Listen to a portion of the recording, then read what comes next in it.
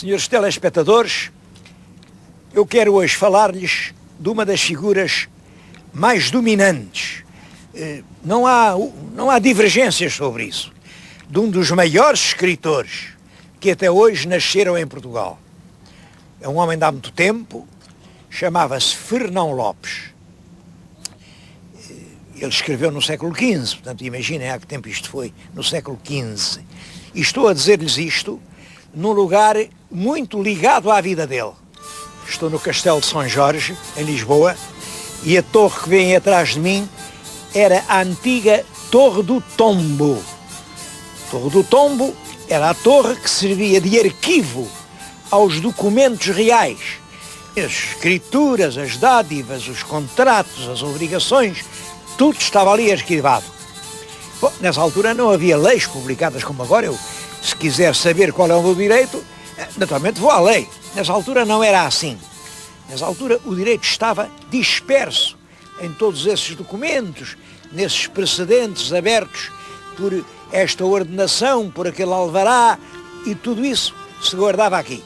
Portanto, quando uma pessoa tinha uma questão nos tribunais, tinha que vir aqui, àquela torre, tinha que falar com o guarda-mor ou com algum dos guardas da Torre do Tombo e pedir-lhe que lhe desse certidão, uma cópia autenticada, do documento onde estava o direito que ele dizia ter. Isto é para perceberem a importância que tinha nessa altura ser guarda da Torre do Tombo. Torre do Tombo porquê? Bom, hoje para nós um tombo, olhem, um tombo é um trambolhão, é cair... Não, tombo não é nada disso. Hoje, nos livreiros dizem tomo, um tomo é um livro. Ora bem, os reis tinham muitas propriedades, muitas, em todo o país, e isso tinha que estar escrito num livro, tinha que estar metido num tombo, e estar metido no tombo dizia-se estar tombado. Os livros que falavam da fazenda real e dos contratos e das obrigações e das vendas e dos negócios, isso eram os tombos. E tudo isso era precioso. Tudo isso estava guardado naquela torre. E o guarda daquela torre era um homem que se chamava Fernão Lopes. A mais antiga informação que eu tenho dele é um documento de 1418, em que ele já assina como guarda das escrituras da Torre do Tombo.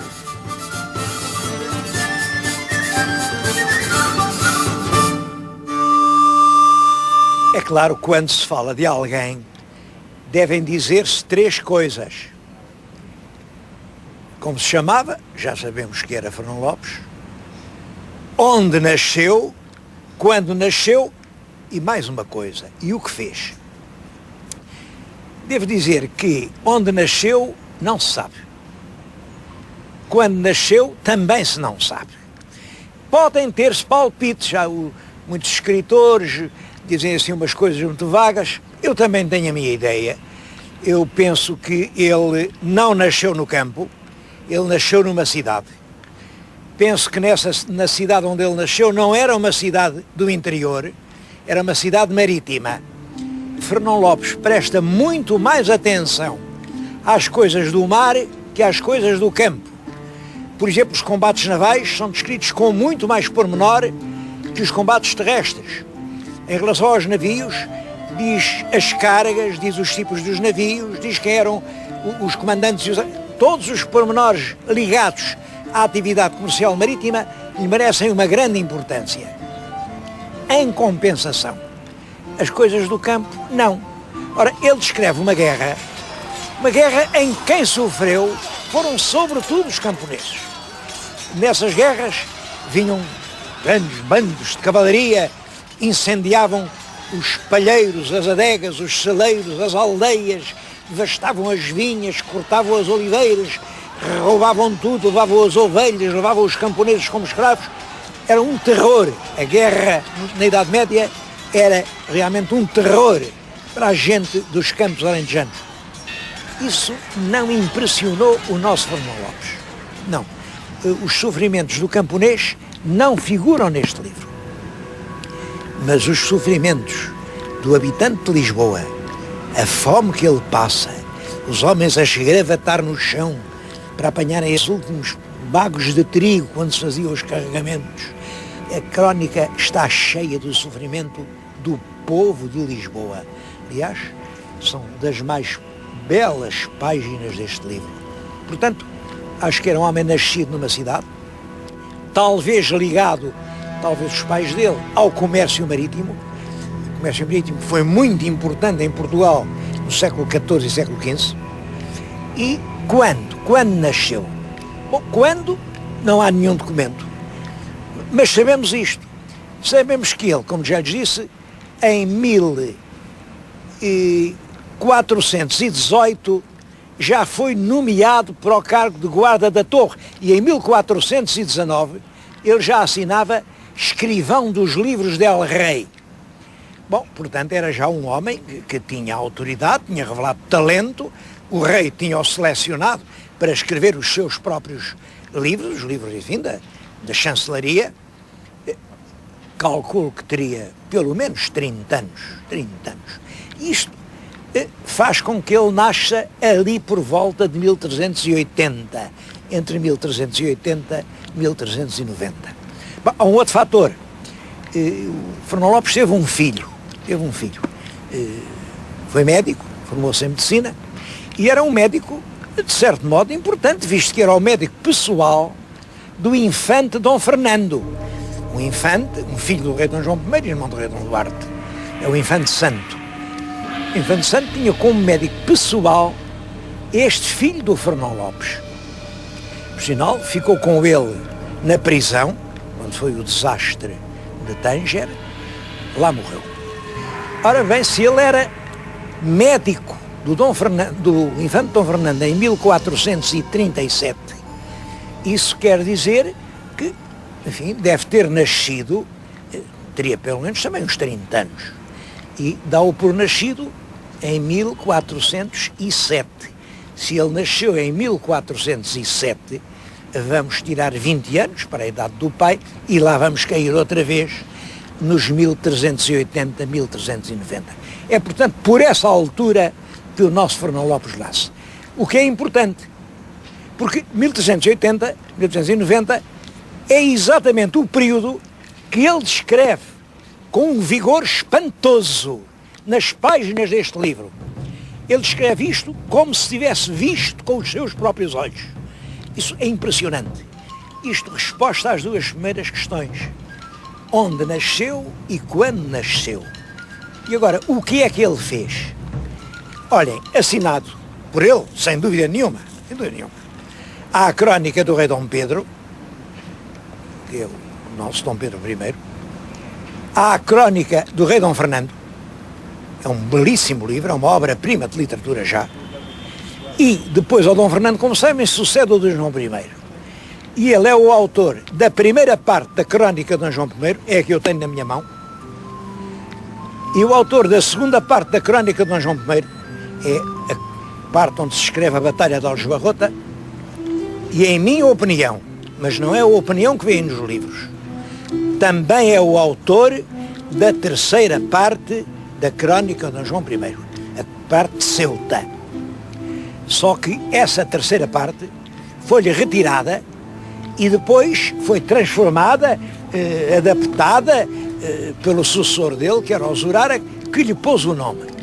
Mas a vivência humana, o tumultuar de paixões, a brutalidade das cenas, a sinceridade dos sentimentos, de tudo aquilo, nunca podia ter sido escrito pelo Zurara, nunca. Quem quiser saber o que era o Zurara, olha, vai ler a crónica do Conde Dom Pedro, ou vai ler a crónica do Dom Duarte de Menezes. Era assim que ele escrevia.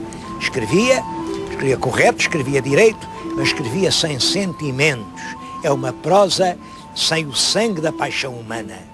E toda a terceira parte da crónica de Dom João I é uma obra-prima de restituição da vida, da paixão e do sangue ao tempo que passou.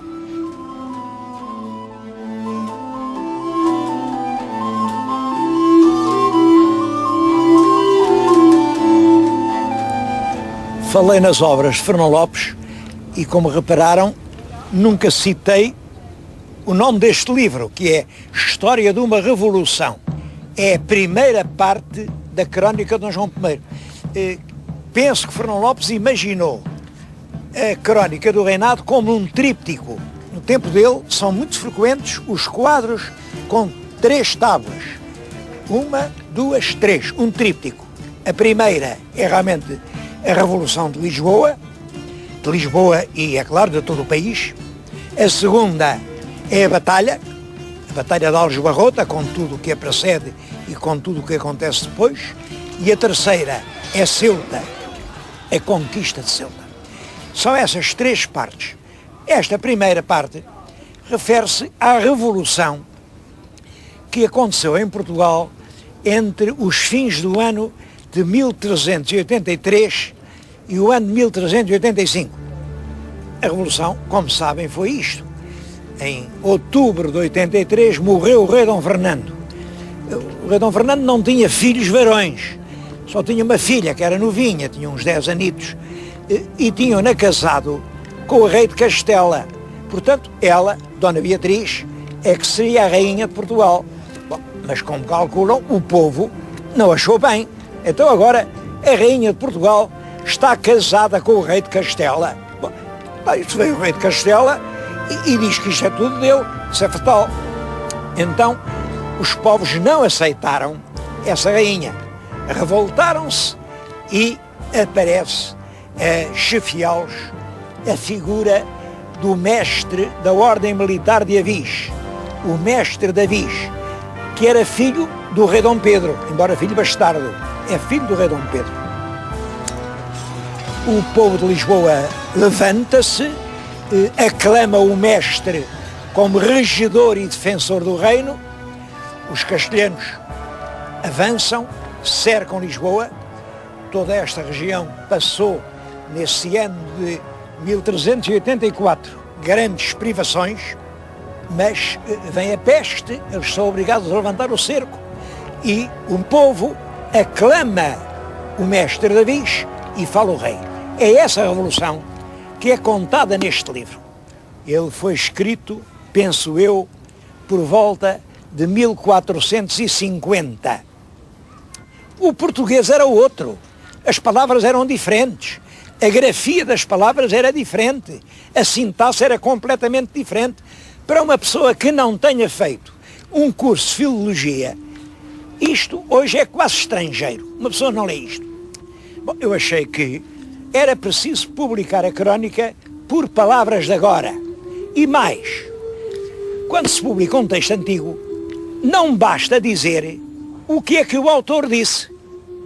É indispensável explicar o que ele queria dizer, porque as palavras eram outras e, portanto, é preciso, depois de cada frase, pôr isto quer dizer o seguinte, em palavras 2, porque realmente as pessoas querem ler os clássicos, querem ler as crónicas. O que elas não estão é ao alcance do público.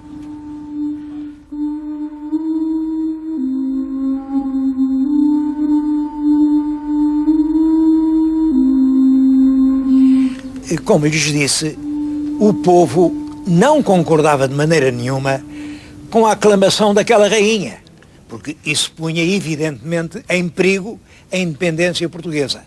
Bom, mas havia outras razões muito fortes. Estava-se nesta altura na Guerra dos 100 Anos.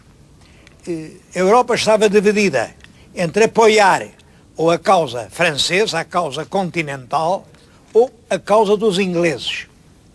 Portugal tinha começado por alinhar com a Inglaterra, mas depois acabou por alinhar com a França. A França era aliada da Espanha e claro que se nós estivéssemos contra a França, corríamos o risco da invasão espanhola. Por isso, os políticos portugueses, e em especial um político muito esperto, muito astuto, o conde João Fernandes, o Dom Fernando foi o conde de Orém.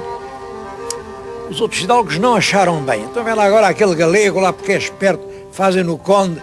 A verdade é que ele era um diplomata hábil e levou Portugal a alinhar não pela Inglaterra, mas agora com a Espanha.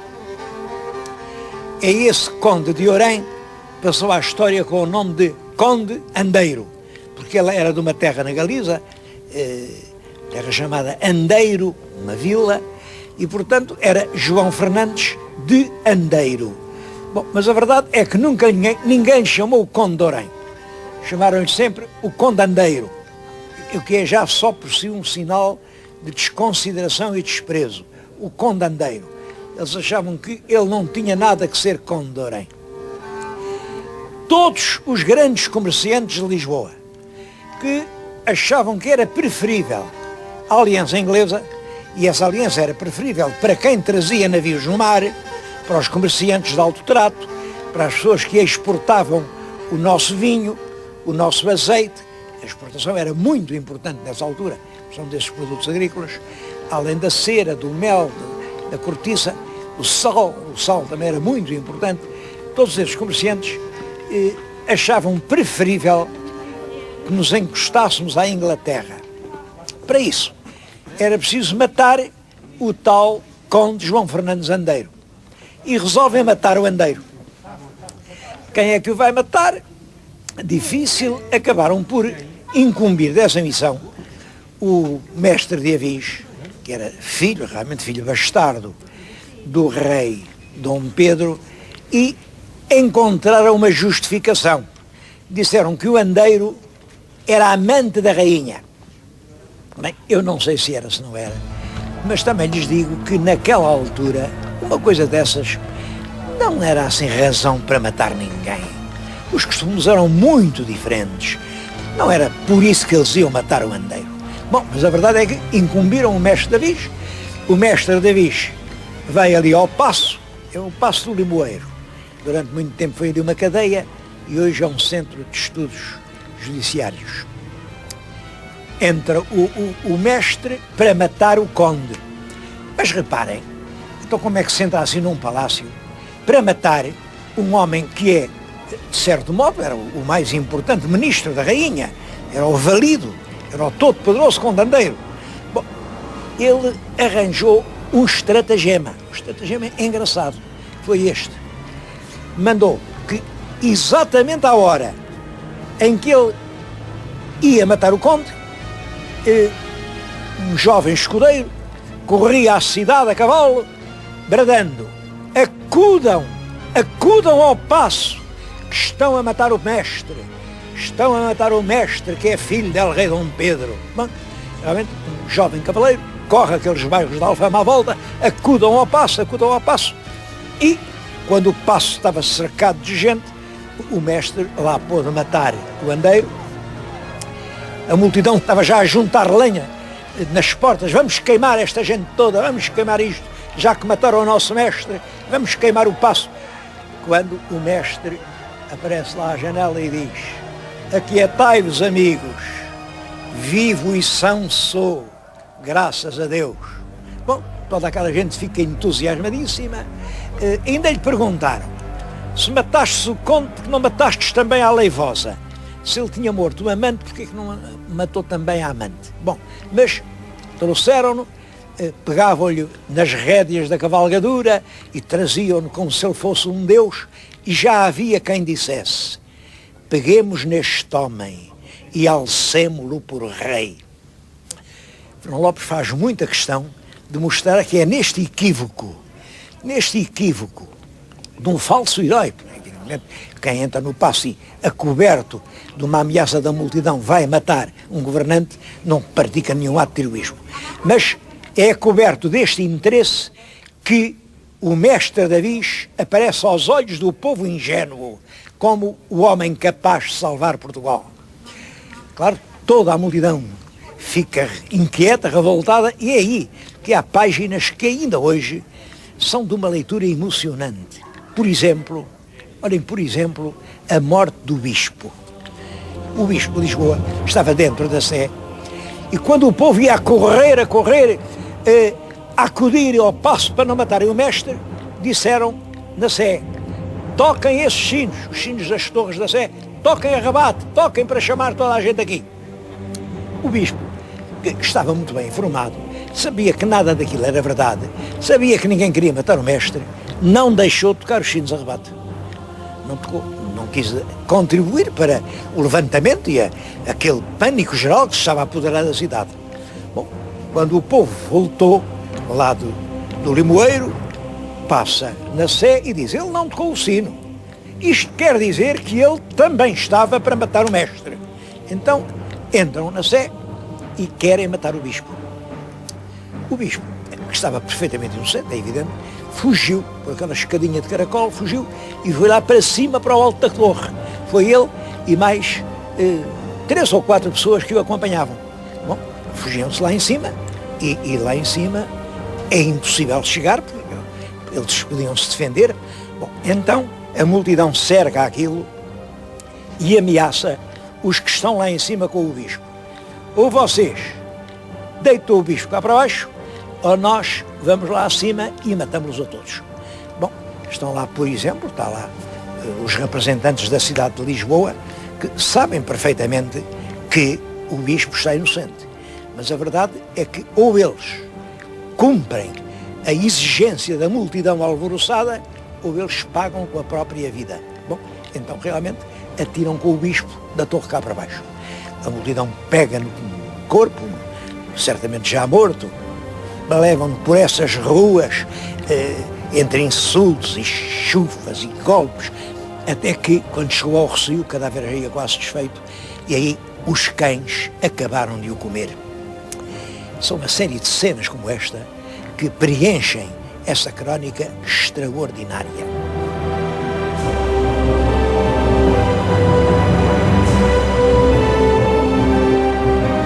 A morte do Andeiro é o primeiro episódio de uma revolução que vai ter realmente para Portugal consequências definitivas. Tão definitivas que o próprio Fernão Lopes diz que a revolução representou para nós uma nova época do mundo. Ele tem um capítulo que é a 7ª idade do mundo. Bom, isto de 7ª idade tem que explicar que para os historiadores bíblicos o mundo nessa altura estava na 6ª idade. A primeira começa com o Adão e vai até ao Noé, quando Noé se salva do dilúvio. A segunda é do Noé ao patriarca Abraão. A terceira do patriarca Abraão ao rei David. A quarta do rei David ao cativeiro dos judeus em Babilónia. A quinta do cativeiro de Babilónia ao nascimento de Cristo. E a sexta era a época de Cristo em que Fernão Lopes escrevia. Bom, eu acho que se ele escrevesse hoje, tinha que dizer que essa 6ª idade do mundo cristão, acabou com as cruzadas, começou nessa altura uma 7ª idade, e a 7ª acabou com a Revolução Francesa, e da Revolução Francesa a 8ª acabou com a chegada do homem à Lua, que marca a era tecnológica. Portanto, estamos nós a acabar agora a 9ª idade do mundo. A verdade é que Fernão Lopes revela uma lucidez, uma penetração na interpretação dos acontecimentos que faz dele, ainda hoje, um modelo de historiadores.